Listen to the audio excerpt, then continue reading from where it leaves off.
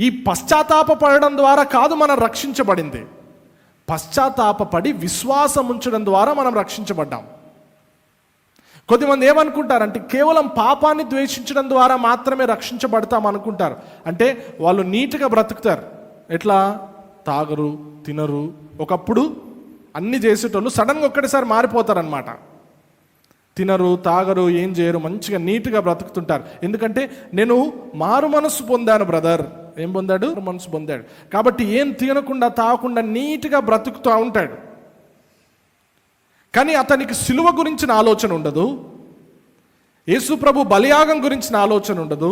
యేసు ప్రభు నా పాపముల కొరకు శిక్షను అనుభవించాడు, నా శిక్ష అంతా ఆయన తొలగించేశాడు అనే సిలువను గురించిన, రక్షణ సువార్తను గురించిన అవగాహన ఉండకుండా ఒకప్పుడు పాపాలు చేసే వ్యక్తి ఇప్పుడు పాపాలు మానేసి నీట్గా బ్రతకడం ప్రారంభిస్తాడు. పశ్చాత్తాపపడి ఉంటాడు. ఇప్పుడు చెప్పండి, ఆ వ్యక్తి రక్షణ పొందినట్లేనా?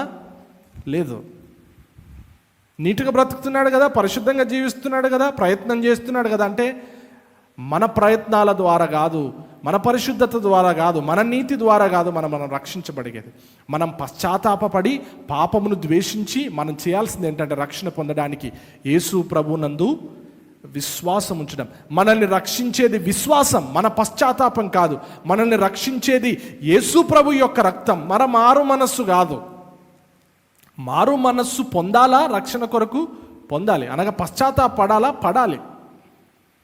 నువ్వు పశ్చాత్తాపపడి యేసు ప్రభు నందు విశ్వాసం ఉంచితే అప్పుడు నీ మనస్సు మారుతుంది. దాన్నే మారు మనస్సు అంటాం.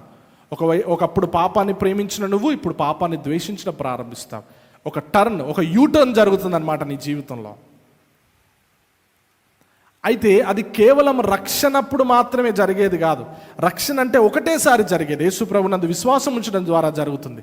కానీ మారు మనస్సు అనేది రక్షించబడినప్పుడు ప్రారంభమై ప్రతిరోజు కొనసాగే ప్రక్రియ. రిపెంటెన్స్ అనేది ఒకటేసారి జరిగేది కాదు, ప్రతిరోజు జరగాల్సిందే.